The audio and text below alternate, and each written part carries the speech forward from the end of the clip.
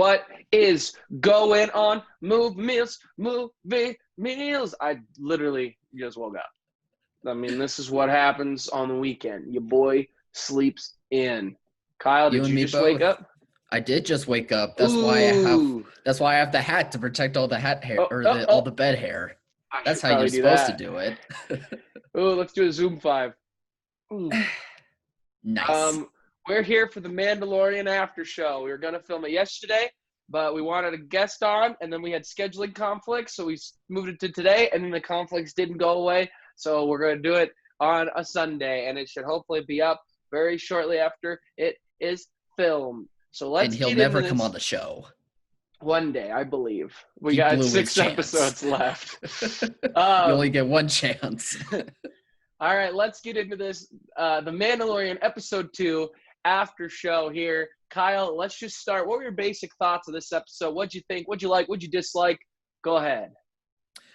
With every Mandalorian episode, like overall, I'm usually able to be pretty happy watching the episode. But for this episode, I don't know. This one might be my least favorite one of the show so far. Like, it really didn't do much for me in terms of like character development. It really do much for me in terms of like wanting to see like what's gonna progress and what's gonna happen throughout this episode. Like, it was just very mediocre in terms of how good this show and each episode is. I did appreciate might not be the right word. I did like the scene with the spiders. I thought that was a really good scene, really well handled. It was almost like the first time we had some horror elements in Star Wars, and I thought that was really cool. But beyond that, it was mostly stuff that we've already seen, what we've already known in terms of the Mandalorian and Baby Yoda. And I guess like this episode will be important for later episodes, so I should really pause to see how much I will like this episode later. But for right now, I just didn't get anything off of this episode. Not that, and this isn't going to turn me off from the show. Obviously, I'm still going to keep watching. But in terms of how much I've liked almost every episode of the show so far, this is probably the one that I've disliked the most. But it was still really good, really great effects, and there was so much with Baby Yoda that was dark but really funny. And all the stuff with those spiders in the cave I really liked. But beyond that, though, there wasn't too much that I grasped with this episode that I really liked. I absolutely loved this episode, and I'm not just saying that as a biased Star Wars fan. What I loved about it is we weren't necessarily following this massive story. We know we're going to see Ahsoka. We know we're going to see some of these characters. And that whole episode, I was sitting there going, oh my gosh, this looks like the planet at the end of the Clone Wars with those last few episodes that came out this year. This could be where he meets Ahsoka. Like, the whole time I'm thinking that, and it didn't happen. And I'm glad it didn't happen. They subverted a massive fan's expectations and continued on the theme of playing in the sandbox with your toys. This was an episode where some kid in the neighborhood has a frog toy that has nothing to do with Star Wars and says, hey, what if Boba Fett takes this frog on his ship and we have to like save her or something like that. Like that is exactly what this episode was, and I loved it. I love that it was the Western where it's like, hey, before you can finish your task, somebody who's got some information needs a ride to a different town, and you have to protect this person. I loved it. I loved the Harry Potter kind of spider thing. At first, I was like, reminded me of that, yeah. I was like, spiders in Star Wars? But I like that. Of course there's spiders in Star Wars. I loved it. I thought I really liked the horror elements. I thought this episode was very funny, especially with the Baby Yoda bit, eating the eggs. I thought that was awesome. Especially at the very end when he kind of like looks over, and in your mind, you're like, he's going to try to get one more. And she kind of like covers it up. And then she, starts to go to sleep, and Baby Yoda turns around and just pops one up. I loved it. I thought it was He's like, how many have you eaten? And he's like, yeah. I Demon. loved it. We got more Baby Yoda in this episode, which if I had one complaint from episode 1, it was there was a lack of Baby Yoda. Right. But I really did like it because as a massive fan, I had about 80 theories. It's like at the end when they're getting saved by our X-Wing pilots, Dave Filoni himself saving Mando. Yeah. I'm thinking, I was sitting there going, oh my gosh, this is Ahsoka. Like, we are about to see, this is like Sabine. We're about to see a lightsaber. We're about to see something awesome. And it's just our boys. Like my expectations were completely being taken in other directions.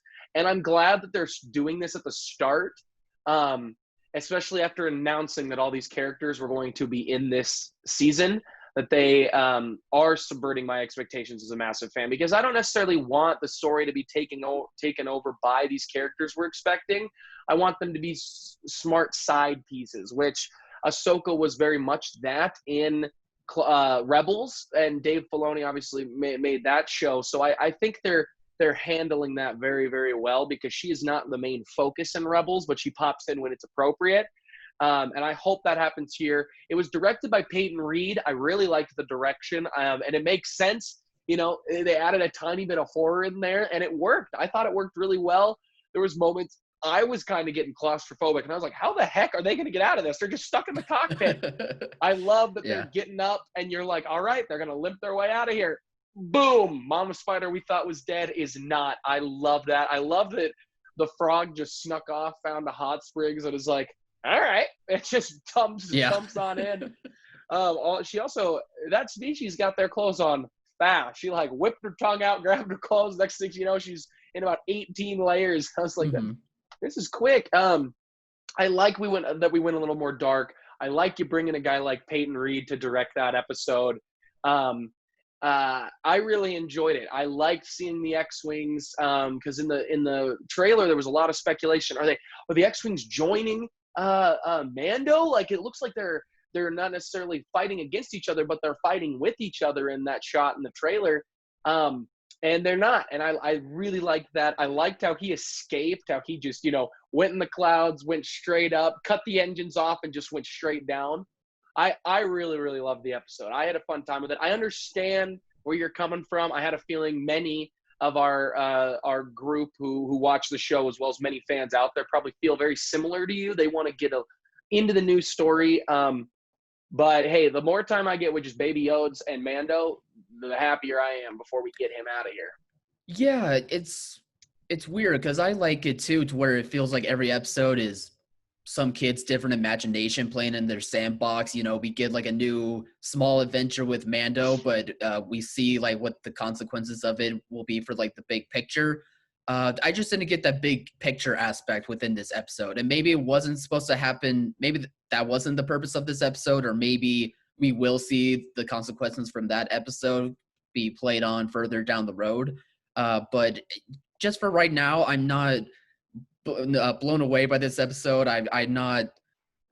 I don't know. I just didn't get that vibe from it yet, to where there was like supposed to be a bigger picture for it all. And I'm at the point too where, I know about how these adventures go.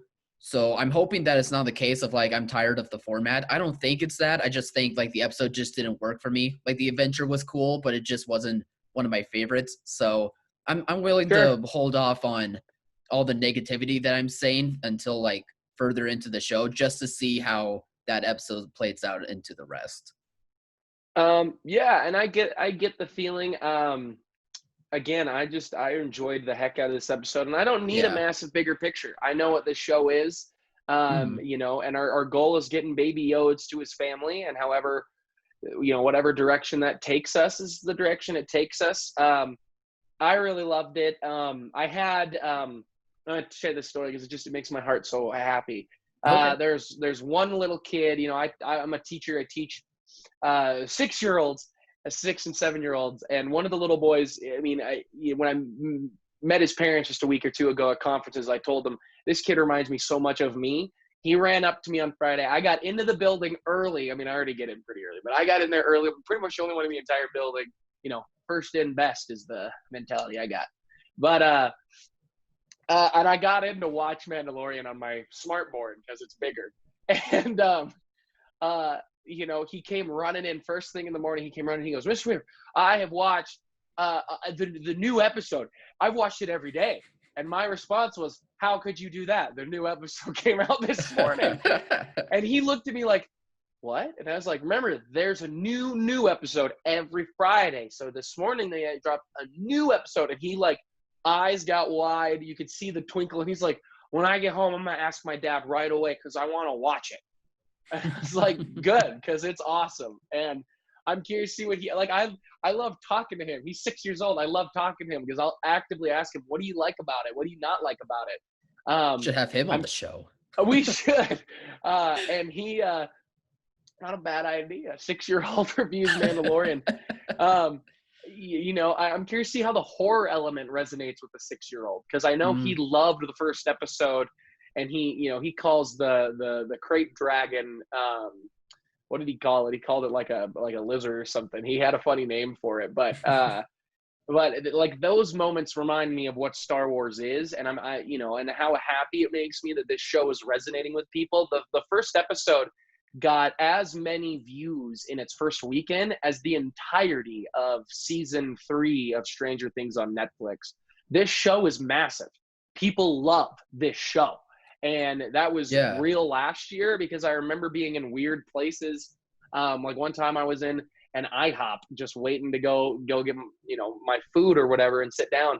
And there were some random like frat guys who you do not expect watch The Mandalorian. And Star Wars is for nerds.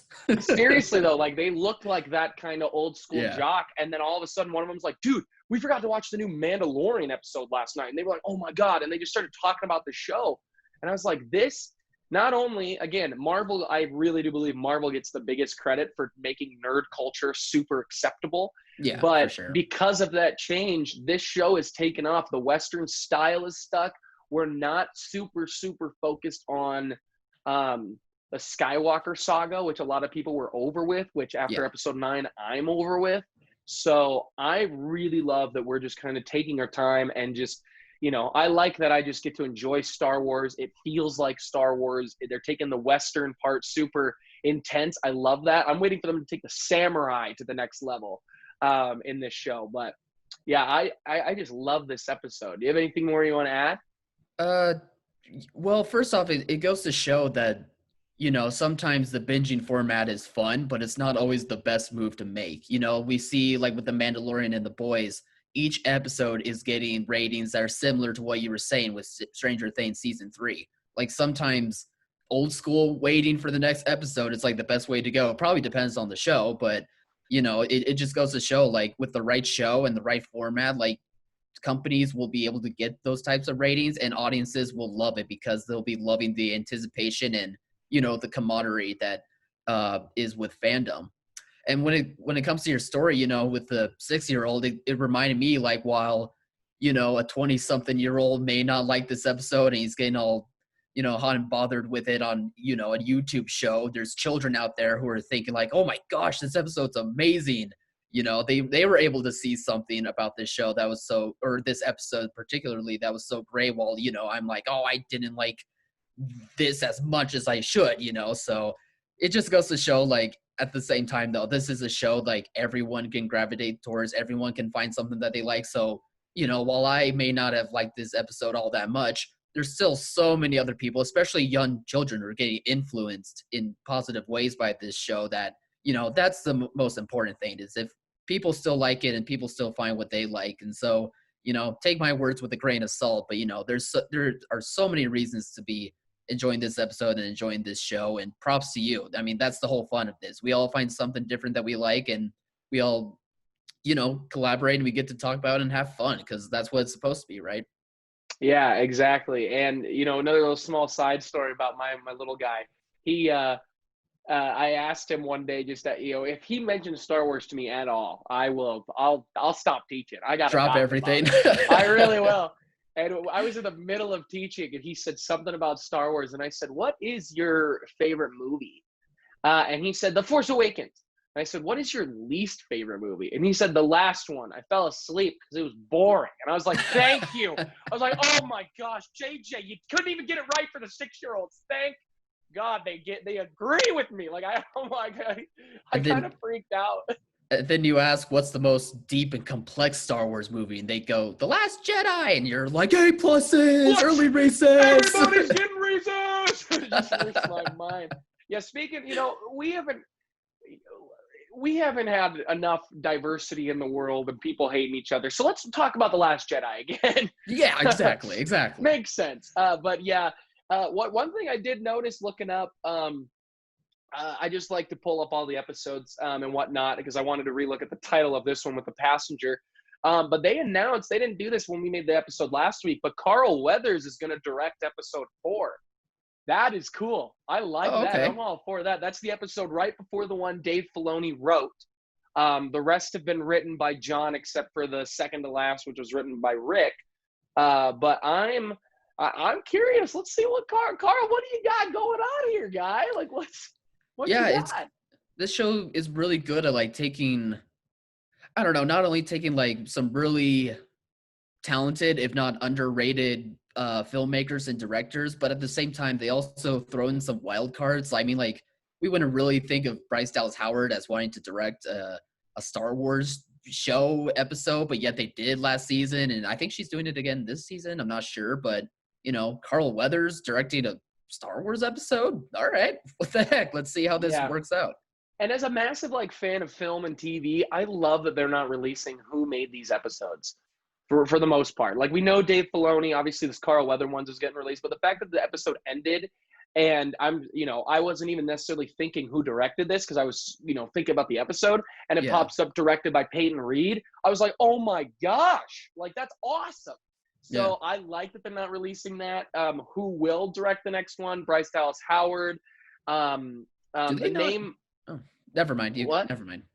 I was just gonna ask, like, does that mean they don't announce like directors for the upcoming episodes? Do they leave it a mystery, or do I just not pay attention to the news for that? No, they don't. I didn't hear that Peyton Reed was doing this. And last week, the only 2 directors when we looked at it was just Jon Favreau with the first and Dave Filoni with the 13th, because we talked about how that might be the episode Ahsoka actually shows up. So they have released the Carl Weathers one, unless somebody on Wikipedia is just goofing off. But and then Peyton Reed is on there now, and it says the title for the next episode is TBA and TBA for director as well. Interesting. So any of the directors from before, I'd love to come back. Obviously, Rick, John, and Dave are. Any of the girls, I really liked what they did with the episodes. I'm spacing on her name. What is her name? Who, not the other, Deborah Chow, who got the ObiWan show. And there is that, or never mind. I'm not gonna say it because I forgot you told me you didn't want me to tell you. Oh, for the character at the end of the last episode? No. Oh, okay. There's a rumor going around about the show that I'm not gonna. That could potentially be a spoiler. That an actor spilled. That I'm not gonna say. Well, should we do it for the show? Do you want me to tell you? Do you want to know, Kyle? No, let's do it for the show. Let's do it for the show. Last week you said no. Oh, I didn't know it. Maybe I'm just getting really interested by this tease now. I don't know, but let's talk about it. There is a rumor that ObiWan Kenobi will be in this season of The Mandalorian, and it was leaked because in an interview, Ian McGregor said, I was on and did test screenings for The Mandalorian in the Return or Revenge of the Sith outfit. And he's talked about how surreal it was to be in that outfit again. And a lot of people are thinking, all right, he's doing test screenings. Deborah Chow, if she does come back to direct an episode, since she does have the full thing, will it be an episode she directs? Which is, again, another reason they know Star Wars fans like to take the screenshots, zoom in as far as they can, like we did on Spider-Man 2 of The Amazing Spider-Man 2. We zoomed in. You all did it. We all did it. We all did it. So that is the rumor, and if that is true, I hope Ian did not spoil anything. It could be anything if he said test screenings. It could just be that they have decided they're not shooting on location and they're going to shoot in Los Angeles on the big rig that John has created for this show, because they don't film this show on location at all. So that could be potentially it. It could be a flashback if he's in the Revenge of the Sith outfit. We could maybe see something really cool where we could see the ending from Ahsoka's perspective in a flashback, if that makes sense. So we could see the Revenge of the Sith from her, like, obviously we know what happens to her during the Purge, but we don't know how she perceived like everything else happening. Is she aware of what happened to Obi-Wan or Anakin? So That would be real interesting. One thing that I just thought of off the top of my head too, that I'm kind of curious about just as a fan, that kind of threw me for a loop, was Mando said, "May the Force be with you" to the X-wing pilots, and in my mind, I'm thinking, now wait a minute. The Force had been shoved down the people's throats by the Empire. That Jedi Force, you couldn't talk about it. It was a myth. They were never really real, because obviously only main planets that had really participated in the Clone Wars had ever seen them. And they did everything they can, propaganda. And hey, we live in today. Like if we have seen in our political climate that people can believe anything. So I can definitely get behind that the Empire in a fake show is making everybody believe that that Jedi don't exist. Mm-hmm. So I was curious why Mando said, "May the Force be with you," and if he understands that. I wonder if maybe just since the Empire now has fallen, if that is just kind of a mantra that the New Republic is putting out, that's saying, hey, like, may the Force be with you, and that most of the common people don't even know what it means. But that, I remember, was the one thing in the entire episode that kind of threw me for a loop. Because it was like, how, because literally just a few episodes ago in season 1, they're talking about mythical sorcerers, enemies that the Mandalorians fought. So why does he know what that is? It must just be that. Do you have any thoughts on this, Kyle? That's a good catch, actually. I didn't think about it all that much. I guess it could be that they know that those pilots know of the mantra. So maybe, I'm trying to remember when he said it. Did he say it at the end of the episode when they saved him? No, he says it at the beginning. Okay, then I wonder if it's a tactic.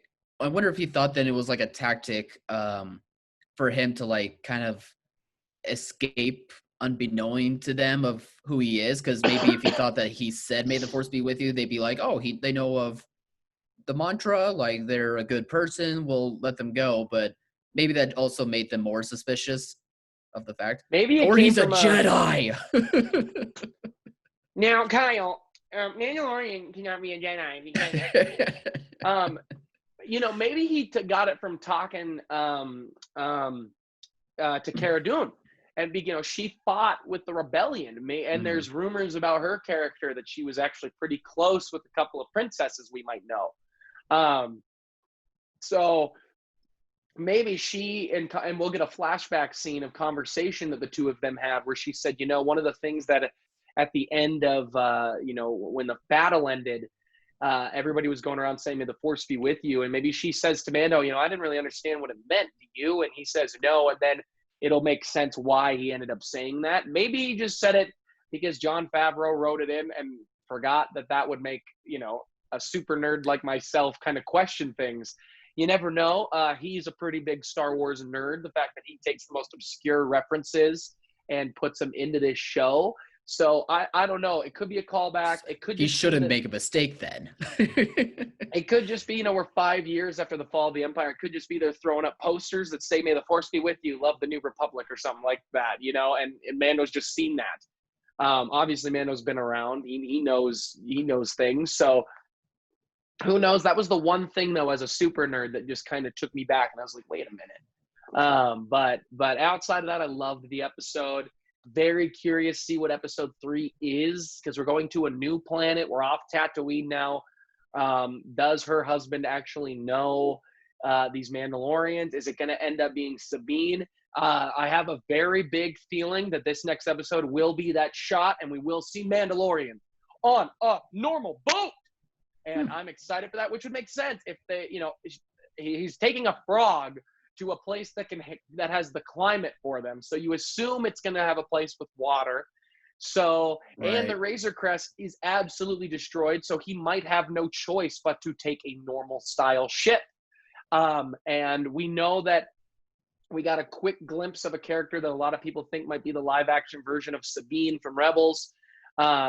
So if that is true, this could be kind of where the story really takes off. And they took these first 2 episodes to be like, all right, fans, take your deep breath, because it's all about to go, crazy from here. But I'm pretty pumped, because I think that's where this episode is going, and we're going to get some cool stuff. Yeah, I don't even know. Like, is there actually Mandalorians? Maybe it is Rex that's on this planet with Ahsoka. and that they mistake Rex for a Mandalorian, or that Sabine is wearing her armor, so they look at her as a Mandalorian, Right. which makes sense. She is. Also in this show, don't take your helmet off. Big thing with Mandalorians, but then you go back and watch Clone Wars and Rebels, and every Mandalorian, every episode's like, what's going on? Well, they're all hanging out with each other though. Yeah, they're all Right? buddy. Yeah, That doesn't work there. what's the surprise gonna be? Exactly. All right. So you got any final thoughts, Kyle, before we wrap this up? That's a good prediction for episode 3. I forgot about the whole us seeing like a Star Wars ship on water and was really Just a confused normal by that. boat. Well, yeah, just a normal boat, I guess. But that would make a lot of sense. I don't know if we're gonna meet anyone like that we know from Star Wars fandom. Like I feel like they might still try and push that off more. Well, I guess unless if that's what they think we're gonna be expecting. I don't know. But I like your prediction. I'm gonna piggyback off of you and do that and say that was my own individual idea because I am that way. And I don't know. I'm ready for episode 3. I'm ready to dive back into this show again. Let me ask you a quick question here. If we end up having another side story and it's just Mando returning, and it ends up not being a good lead, and it ends up being not a big character, not a Rex, a Sabine, and Ahsoka, and it's just, another kind of, somebody made a mistake where we kind of had in the first episode, not really, it was just that somebody else had the armor. Would that bother you? Is because you didn't like this episode as much. Would, as a casual fan, would that get under your skin a little bit? And it's like, come on, you want this bigger story. Does that mean these bigger characters are what you need? Or do you need like a big, movement on where Mando is taking Baby Oats? No, I just would like some more movement. It's not the fact that I'm looking for these characters or anticipating for them. When they show up, and that's fine with me. But it's like with, I don't know. I guess I just want that movement more, or I don't know, at least like have the episode play out to where like I'm entertained thoroughly from start to finish, where episode 2 it just wasn't quite that for me. But for the most part it's just the movement of the story. Like I'm fine with the individual episodes and like being in their own little sandbox, as we always like kind of call it with each episode, but at the same time there always feels like there is some sort of movement, at least to me, with like the bigger picture, and I just missed that for this episode. So if it is there for episode 3, that's fine. But if there isn't, but I'm still entertained for whatever reason by the episode, then I'll also be fine too. All right, fair enough. There is another rumor. Let me ask this question. There's another rumor that Disney is planning a spin-off show off of a character in this season, and that they are actually going to put on hold The Mandalorian season 3 so they can film this new spin-off show. The rumor right now that fans are going with is that it's actually going to end up being a Boba Fett show. I was about to ask you about that with the ObiWan thing. What do you think of that? I don't think I'm interested in a Boba Fett show. I think I was a few years ago, because I think like at the time like there was thoughts of like a Boba Fett spin-off movie, and there was supposed to be a movie with Josh Trank. Yeah, exactly. And I think at the time like I thought that'd be cool, but I don't know, seeing how like the spin-off stuff has progressed and seeing what I've liked out of the Mandalorian show and whatnot, I don't know. For some reason now I just am not interested in Boba Fett the show, the movie, or whatever. Like if he does appear, if it is Boba Fett like in this show, that's fine. Like I just hope that plays well. But at the same time, like it's a character that's cool in, the original Star Wars lore and prequels as well. But it was one of those characters for me, I've realized, that is like cool in snippets, but I don't know if I need a full expansive show about it. So that's kind of where I'm at now. Like I was hearing about that Boba Fett news. I was like, oh, all right, sure, I guess. But it's not something that like I'm highly anticipating. I'm not sure if Mandalorian this season will change that for me. So yeah, right now I'm just some meh on the idea. Like I understand, but I'm not totally wanting it. I could not agree more. Oh. We have our Boba Fett show. It's called The Mandalorian. Yeah. We have it. We don't need a Boba Fett show. I was with you, Josh, back in the day when Josh Trank was in the middle of making Fantastic Four, and we were all, before we heard what was happening on set, the idea of him doing a bounty hunter movie, and he was going to have all the bounty hunters, and Boba Fett was the lead, was cool because Josh Trank has that darker tone. And then obviously there was a massive fallout with that. And I think it ended up being good. I think Kathleen Kennedy was like, we're going to make a movie about this character everybody loves, and this character, and this character, and what character can we think of next? And I think Kathleen realized after The Last Jedi backlash, she needs to slow the heck down. And then she did and went too slow. And then she gave us crap episode 9. But we have our Boba Fett show. I think I'm with you. I think Boba Fett could be the Hulk of what Mandalorian is. Put him in snippets. I like the Incredible Hulk movie, but he works better, and Feige's talked about this, so the Hulk works better as a side piece in other people's stories and movies. And I think that's where Boba Fett will go in this show. That maybe what Boba Fett needs to be is his own little side character to somebody else's larger story. If they do something with Boba Fett, if they absolutely are going to do it, I'd hope it's not a show. And give me like a 3-episode, 4-episode miniseries. Give me one adventure with him. Give me a 5-hour movie, and that's all I would need. Make it a flashback before Luke Skywalker. I'd be fine with that. Now that's the rumor everybody's jumping on.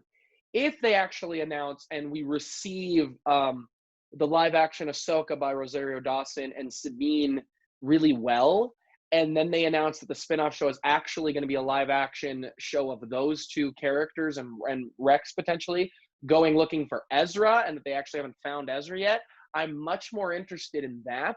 But it only depends on how those characters play in this show and how I end up liking them in live action. But I would be more interested in that than a Boba Fett, because that at least would continue a separate story I still like with characters that aren't Skywalkers or from the old thing outside of Ahsoka, but even she's a bit different. So what you just said is something that really bothers me, is that if they do it, if they see like those characters play well, then they're immediately like, oh, this means we should have a spin-off show. We should have a show for this character and this character and this character they introduce. We should have a character for a spin-off show for the frog person. Let's do and it's like, you don't need a show for every little character. And the story that you're saying about those characters, maybe that could be cool. Maybe, but I don't know. Right now, I just want to see them in doses. I don't need a spin-off show for every character. That's just not something. Hearing that news is something that I'm like jumping on board with. I'm like, I don't. I agree with you completely. If they just see how it's received.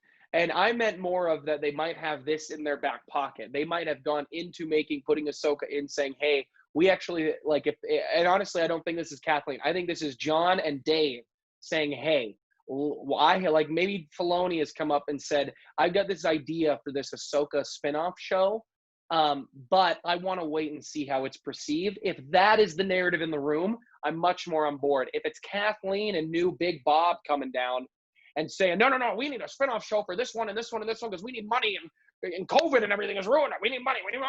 Then that I'm not on board with. But if it's Dave Filoni doing what Jon Favreau did with The Mandalorian and saying, look, I really do have this good idea.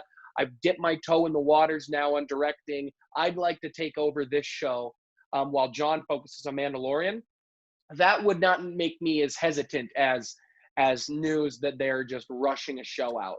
Yeah, it would make me less hesitant, but I still would be in that same boat, I think. Yeah, which is fair. Yeah, I but then again, everything when it comes to this type of stuff is wait and see. If it does end up being good, okay, I'll leave my words and I have a new show to watch. That's fine. But if it doesn't end up being good, then I guess I can break. I guess I don't know. So whatever. If it's good, great. If not, then whatever. That's just my thoughts on that idea. Yeah, I really don't. And, I don't think putting this show off is a good idea. I think you should be working on your season 3 pretty quickly. I think, and honestly, if we're going to do more shows, the biggest thing Disney needs to finally get freaking done is this ObiWan Kenobi show. And it needs to happen. If you're going to push season 3 of The Mandalorian, it better be for Obi-Wan freaking Kenobi. Because that is the character that every fan has said, yeah, I'd love a movie or a show about him. And then we announce we get it, and everybody's pumped. And then we announce that they're finally about to start shooting, and then they announce that they stopped shooting before COVID even hit, for all heck's sake. And that there was disagreements on the scripts and the story. And it's like, no, Kathleen, stop. I'm over her being so she's been a DCWB reactionary type of producer, and I can't stand it. I can't stand it. I know how you feel, finally, Kyle. I hate it. Yeah, Obi-Wan and Boba Fett, my feelings about those shows are like very separate. Like Boba Fett, you know, as a character, like I've always liked the mystery of the character. Like we've never really known that much. Now that could be different for this generation. Maybe they're like, screw it, we want to know about this character. But for past generations, it's a character that we're like, it's cool. The idea is cool in theory, but like the mystery is also what makes the character so great. And so that's why like me wanting a show for that is like not really, but me feeling like that's a need.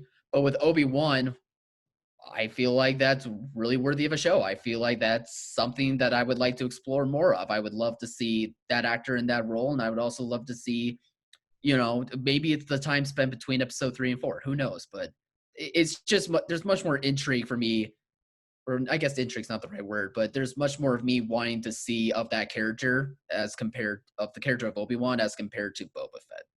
I completely agree. I mean, and the whole fan base wants it. Why Kathleen has been so hesitant to just get this done, and she fights every tooth and nail on these stories. Just give us a basic story. I mean, it can be as simple.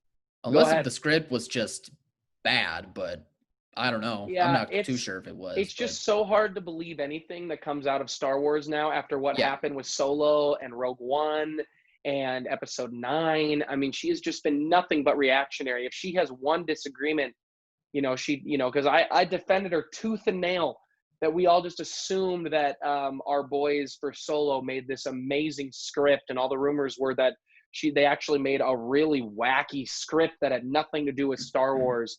And I defended her tooth and nail, and I like Solo, and I really do like Solo. And I just wonder how much of this is Kathleen being like, you know, coming in and saying, no, we can't do that, too risky. It's not going to please the fans. And Episode 9, to me, blurred that line that I thought was decently solid for me, because that was such a reactionary script, especially after getting leaked what Colin Trevorrow's script was going to be, because that story sounds awesome. And I just never know what to believe anymore.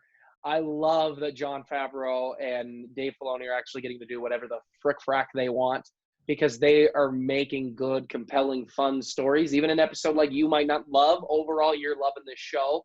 Yeah. And I think that's big. I still think there's too many fans out there that are, and they might be doing it subconsciously, they might not, but I think there's too many fans going, this was supposed to be Game of Thrones, and it's not, and so I don't like it. Because you don't want it to be Game of Thrones. I hear that so much, and no, I don't. And it's because it's a big fantasy epic. It's supposed to be a Western, and no, this is its own thing. They announced what this was. Jon Favreau said, this is going to be us playing with our toys in the sandbox. So that's what it is. That's literally what it is. It literally feels like you were 10 years old playing with random, you know, your Boba Fett action figure, your Yoda action figure, you know, and you're just kind of grabbing whatever you got around. And I love that feeling because it brings me back to being a kid. I can see it in literally a child's eyes how much he loves what this show has done for him. So I am all for what they are doing with Mandalorian. If you are still thinking it's not Game of Thrones, then your problem is that you were just that still upset that Game of Thrones didn't ended the way you wanted it to. And it's more about Game of Thrones than it is about this show. And people need to just enjoy this show because it's a great show. It's one of the best on TV. I don't even know what that means. It's not like Game of Thrones. What are you wanting? What do you want? Dragons? Do you want? When Game of Thrones ended, it left a hole in the world of television of like a show that just about everyone is watching. You know, like Friends left that hole for a long time. When Friends ended, when you talk to your parents, it was like, and MASH was the same way. It was like, where were you on the last episode of this show? Because that's how big of a show it was. And Game of Thrones was that next massive show, and everybody remembers where they were, especially on a bad ending. And people just want that new next huge, massive show. And I think there's disappointment. And, Stranger Things didn't get attacked like Mandalorian is because Stranger Things was already out before Game of Thrones ended. But when it was announced Mandalorian was, I think a lot of people said this is going to be the new Game of Thrones. This is going to be that massive big hit that is amazing and awesome because it's Star Wars. And I think people put too much expectations on a show where the creators are saying, no, this is just going to be us with our toys. Like, don't expect this. And they, the budget was announced, biggest budget ever. It's the biggest budget ever because they'd never shoot on location. They built a massive TV VR room that follows the characters as if you're in a game. Like, of course it's going to be expensive. So those people need to relax. It's been a narrative. We've talked about it with our close, nerd friends, some shows that are close to Game of Thrones. And it's going to be a while till we get that next epic show, and I can't wait for what it is. But until then, there's still some pretty good TV, and Mandalorian's one of them. Yeah, it's just such a weird argument.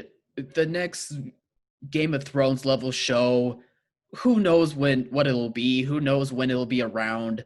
Like, just because there's a big franchise that has like a TV show with lots of money, that doesn't mean it's the next Game of Thrones. And with all you Game of Thrones fans, do you want it to be the next Game of Thrones? Because you all sound pretty upset with the show now overall. It's like, do you want to be disappointed? So you want the show to maybe be dropped again? No. Yeah, and I don't know. Like, I don't really have room to speak because I haven't watched Game of Thrones myself. But it's whatever. What a dumb argument. Just watch the show or don't. Who cares? Yeah, this is why I love doing the show with the best buddy in the whole wide world because he gets it. I'm going to go on a real fast side tangent. We'll end this episode. So let's do it. To prep for his game. On the Game of Thrones thing. So I've talked with my friends at length. I consider maybe The Boys to be the closest thing to Game of Thrones that we actually have right now because I think great show. It's a great show. It's funny. It's dark.